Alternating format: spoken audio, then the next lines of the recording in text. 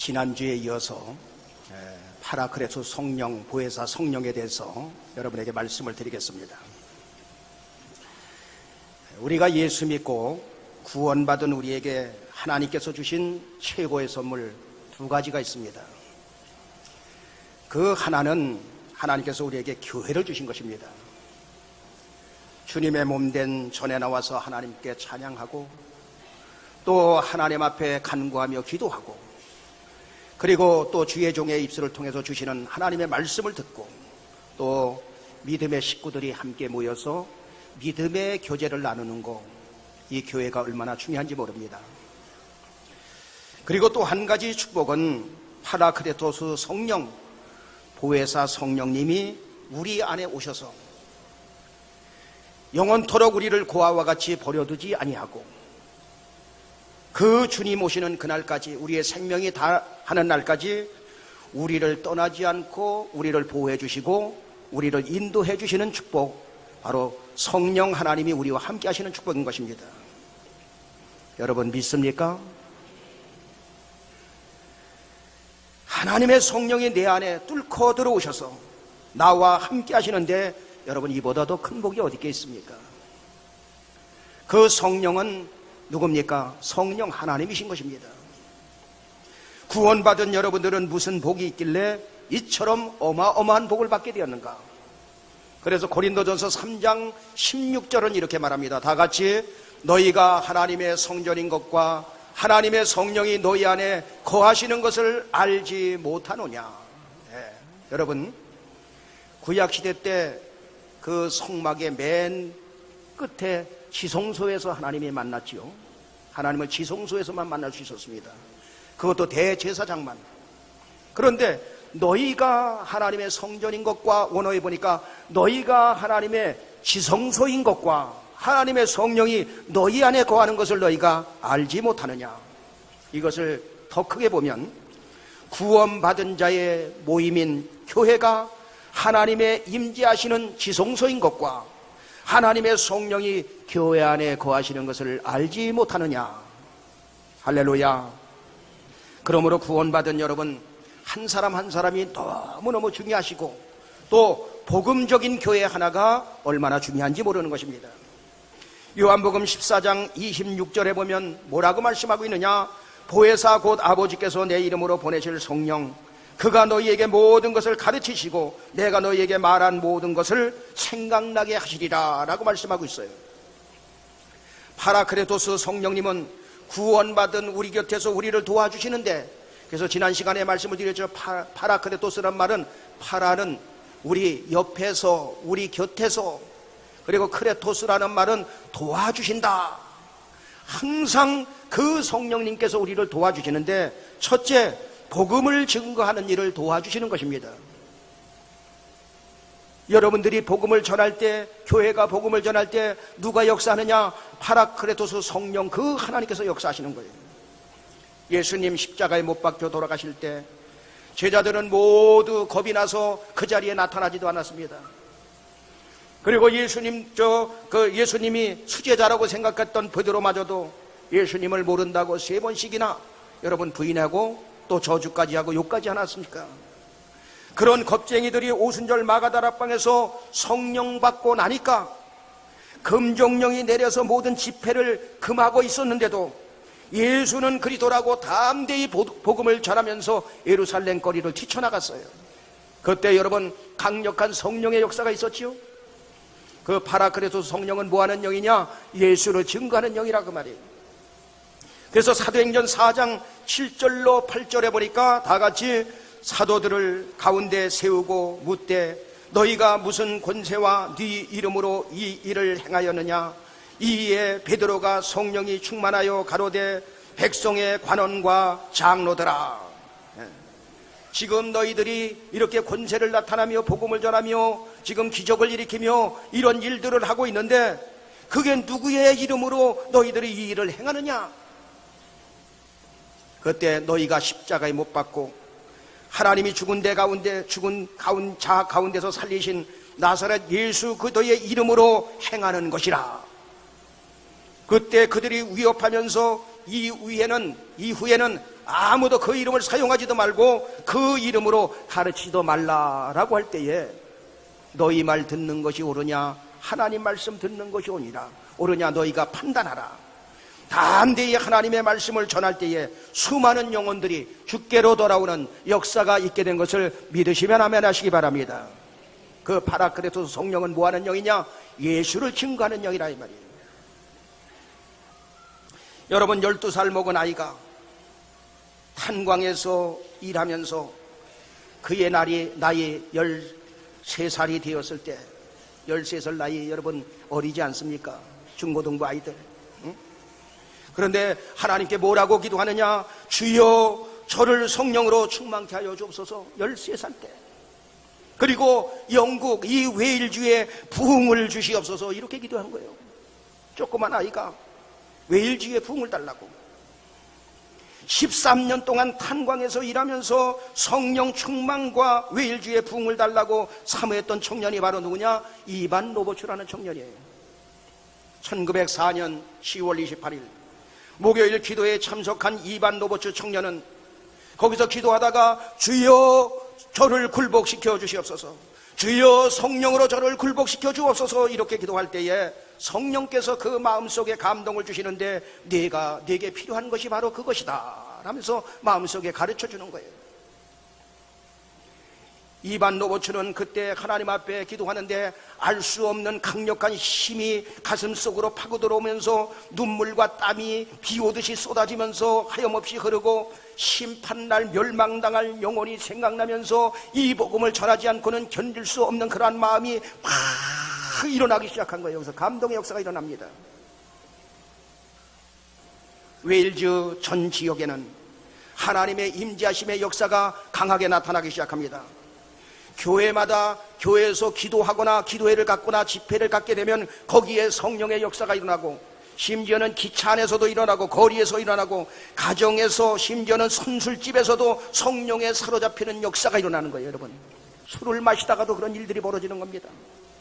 서점에서 성경책이 품절될 정도로다가 다 팔려버렸고 웨일즈의 부흥운동이 5개월 만에 10만 명 이상 구원받는 놀라운 그러한 성령의 강력한 역사가 일어나게 되었다 이 말이에요. 파라크레토스 성령의 역사는 영국 웨일즈에서만 끝난 게 아니라 1905년도 일본이 대한민국의 외교권을 박탈하기 위해서 강제로 한일 협상조약 을사조약을 맺었어요. 우리 학생들도 잘 알지요? 우리나라의 운명은 풍전등화처럼 보였습니다. 이제는 희망이 없는 것처럼 보였어요. 이 나라의 운명은 끝이 났나 보다 그렇게 생각했어요. 그런데 1907년도에 평양 장대현 교회에서 요한 일서를 강론하는 부흥사경회가 열렸습니다. 그때 1500명이 모였어요. 거기서 길선주 장로는 갑자기 성령의 임재하심을 느끼면서 회개가 터지기 시작합니다. 가슴을 치면서 나는 아간과 같이 나쁜 놈입니다. 임종을 앞둔 친구가 그 아내 미망인에게 재산을 정리해서 주라는 부탁을 받았는데 거기서 그 말을 무시하고 백불을 제가 챙겼습니다. 이렇게 부흥이 안 되는 원인은 나 때문입니다. 나는 아간과 같은 자입니다 하면서 내일 미망인에게 꼭 돌려주겠습니다. 공개적으로 죄를 털어놓고 회개하자. 그 자리에 알 수 없는 강력한 힘이 그 자리를 덮으면서 회개의 물결이 치기 시작합니다. 도적질한 죄를 회개합니다. 저는 강도짓을 했습니다. 도박한 것을 회개합니다. 간음죄를 저질렀습니다. 11조 떼 먹었습니다 하면서 거기서 회개 역사가 막 일어나요. 그러니까 그 경찰들이 경찰서에서 그 미궁에 빠진 사건들을 해결하려고 어디를 찾아왔느냐? 여러분 교회를 찾아왔다는 거예요. 왜? 교회에서 회개하고 무슨 죄 저질렀습니다 하니까 거기서 저가지고 잡아가는 거예요. 열흘 동안 전율을 느끼는 회개의 역사가 일어나면서 1076명 출석 교인이 3000명으로 늘어나는 놀라운 역사가 일어났어요. 술집이 문을 닫고 교회로 달려오고 학생들이 선생님과 함께 교회로 몰려들고 여기저기 대부흥의 역사가 일어나게 되었던 것입니다. 여러분 파라크레토스 성령님은 예수를 증거할 때 나타나는 영인 것입니다. 오늘날도 똑같이 예수를 증거할 때 그 영은 여러분과 함께하기를 원하시는 것입니다. 오순절 마가다락방에 임한 성령의 역사가 1904년도 탄광에서 일하는 이반 로버츠를 통해서 웨일즈의 부흥이 일어나더니 1907년도 평양 장대현 교회로부터 시작한 성령의 역사가 우리나라 한국 강사를 여러분 덮은 거 아닙니까? 그때 교회를 그냥 크게 짓기만 하면 그냥 꽉꽉 차는 들어차는 역사가 일어나게 되었어요. 우리 어려서도 교회만 크게 졌다 그러면 그냥 그 안에 사람들이 몰려들기 시작했던 것입니다. 그게 바로 성령의 강줄기였어요. 다시금 우리 교회를 통해서 말씀을 듣는 여러분을 통해서 다시금 이 은혜의 역사, 성령의 역사, 파라크레토스의 역사가 나타나게 되길 예수 이름으로 축원합니다. 한국 강산에 다시 한번 이 운동이 일어나야 돼요. 두 번째, 파라크레토스 성령은 미리 이 성령께서 우리에게 사인을 주십니다. 아주 예민하게 사인을 주셔요. 우리는 한치 앞을 내다볼 수 없어요. 그런데 성령님은 먼 장래 일을 알게 하십니다. 요한복음 14장 26절에 보면 뭐라고 말씀하고 있느냐? 보혜사 곧 아버지께서 내 이름으로 보내실 성령, 그가 너희에게 모든 것을 가르치시고 내가 너희에게 말한 모든 것을 생각나게 하시리라.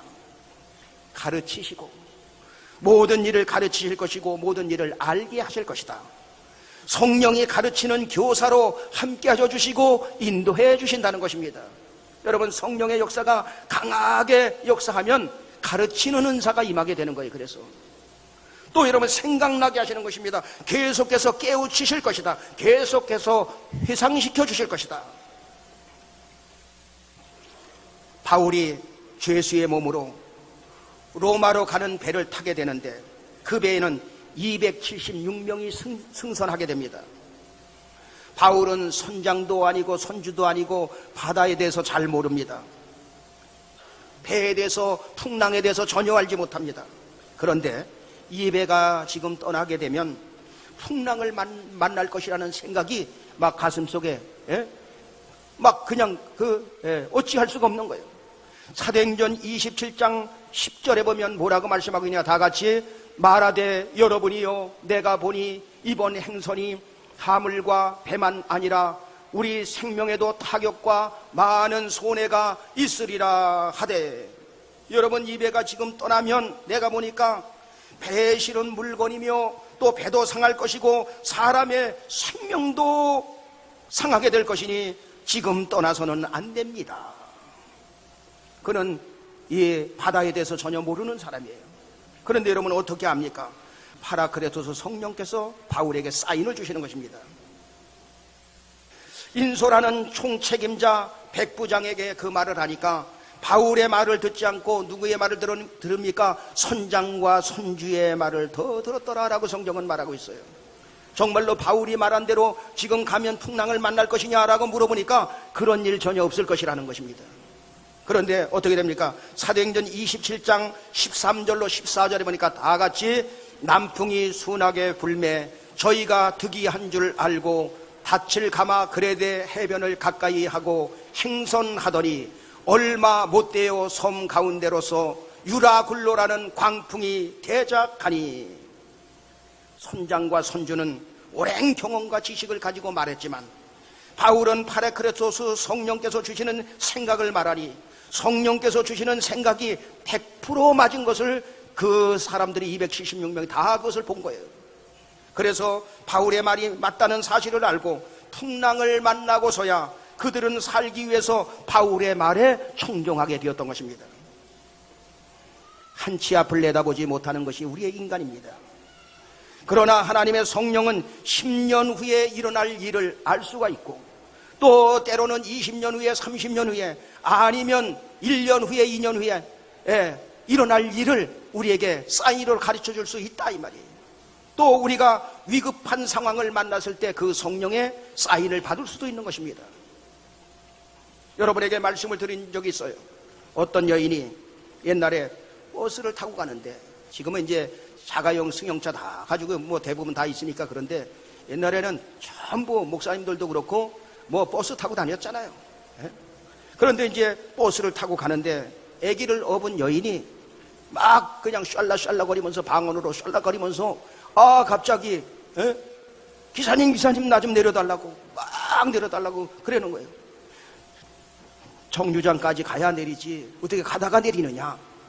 그러니까 내리겠다고 막 그 문을 잡고 가서 얘기를 하니까 그냥 성질을 내면서 기분 나쁘면서 그냥 내려줬어요. 그때 수원중앙교회 김장한 목사님이 그 의자에서 이렇게 앉아있다가 왜 예수를 저렇게 믿어서 욕을 먹이는가.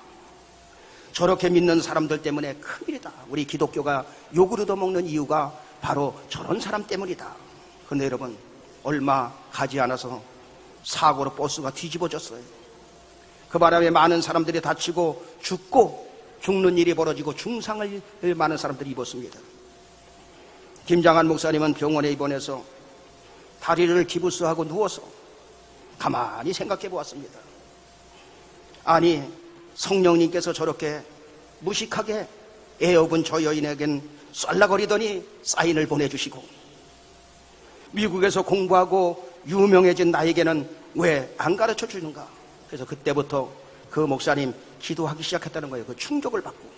그래서 많은 그 성령의 경험과 은혜와 체험을 한 것입니다. 김 목사님은 기도하다가 큰 영적 체험을 하면서 우리나라는 물론 세계적인 목사님으로 연세가 조용기 목사님보다도 더 많은데 지금도 아주 강력하게 여러분 복음을 증거하는 증거자가 되었어요. 누가 역사해 주셨습니까? 파라크레토스 성령님이 그와 함께 하시는 것입니다. 우리 교회를 위해서 기도를 많이 해주시던 산일이교회 원로 목사님 김광수 목사님, 대광교회 그 교장 선생님도 하셨던 분이에요. 반기문 총장이 그 김광수 목사님 제자입니다. 근데 그 목사님 우리 교회를 위해서 늘 기도하던 그 목사님인데 여름에 이제 가족 식구들이 전부 놀러 간 거예요. 그래서 계곡 밑에다가 텐트를 탁 쳤어요. 그런데 자다 말고 마음속에서 빨리 텐트를 걷어서 집으로 돌아가라 이런 생각이 막 일어나는 거예요. 두 가지 이제 싸움이 벌어진 겁니다. 아니 그래도 1년에 한 번 가족 식구들이 손주 손녀 다 이렇게 자식들 다 모였는데 여기서 하룻밤은 자고 가야지. 이게 무슨 생각인가. 근데 계속해서 거기서 일어나야 된다. 이거 철수를 해야 된다는 생각이 난 거예요. 그래서 여러분 철수를 탁 하고 났는데 위에서부터 그냥 휘몰아치던 그 물줄기가 여러분 그 자리를 덮어버린 거예요. 거기 있는 많은 사람들이 여러분 죽게 되었고 어려움을 겪었지만 구사일생으로 성령의 사인을 받은 그 여러분 목사님과 그의 가족은 온전해서 하나님께 영광을 돌리고 그래서 우리 교회에 와서 저에게 간증하는 그런 소리를 들었습니다. 성령의 사인을 받는 여러분 되길 예수 이름으로 축원합니다. 18년 전에 우리가 600평을 사서 저쪽에 지금 비전센터 그 건물을 짓고 교회를 짓고 그리고 교회 부지를 사야 한다는 그런 생각이 계속해서 얼마나 났는지 몰라. 저만 아니라 모든 성도들이 계속해서 하나님은 사인을 보내준 거예요. 그래서 그 말에 순종할 때에 하나님께서는 우리에게 교회를 부흥시키고자 하는 그러한 사인을 우리에게 허락해 주신 것입니다. 그리고 여러분 18년 전에 우리는 어떻게 기도했습니까? 하나님 아버지 사방팔방 길이 막 열리고 그러한 장소 사람들이 가장 많이 모이는 장소로 저희 교회를 인도하여 주옵소서. 근데 여러분 증포동 그 당시에 자리 여기는 변두리였어요. 여기 지금 우리 교회 자리도 여기 논밭으로 되어 있었고 전부 여기는 변두리였어요. 여기 동사무소 그때도 없었잖아요. 그런데 여러분 2000 인구가 장원까지 해서 22만입니다. 근데 22만 중에서 여기 증포동이 5만이 넘습니다. 할렐루야. 하나님은 우리에게 먼저 마음의 소원을 주시고 성령의 사인을 주시고 기도하게 만든 다음에 이곳에 우리에게 이 좋은 장소를 허락해 주셔서 부흥하게 만들어 주신 줄로 믿습니다. 우리 여기에 모인 우리 1절 2절 한번 부르겠습니다.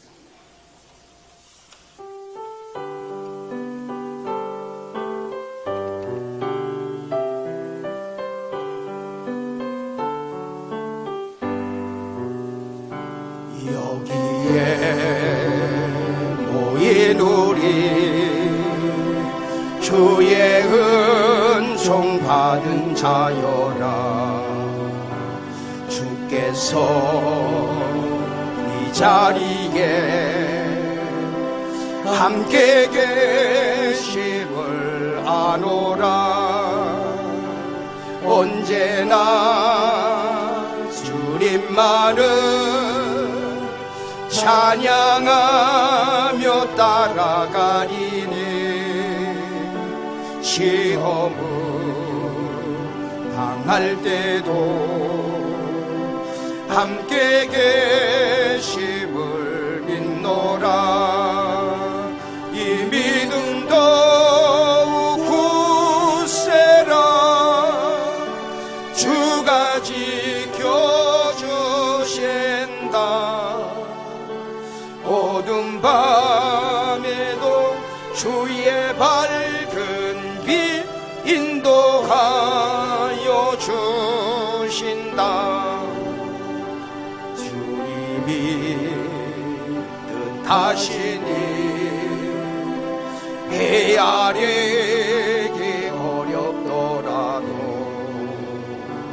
언제나 주 뜻 안에 내가 있음을 아노라. 사랑과 말씀들이 나를 더욱 새롭게 하니 때로는 넘어져도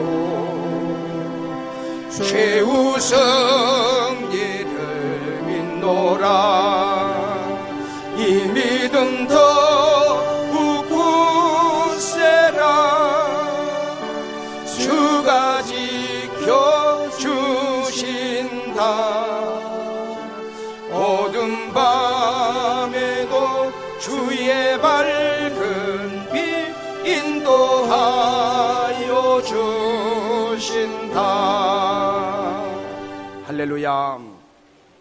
파라크레토스 성령님은 세 번째, 두려움에서 떠나가게 만들고 하나님의 능력이 나타나게 하시는 것입니다.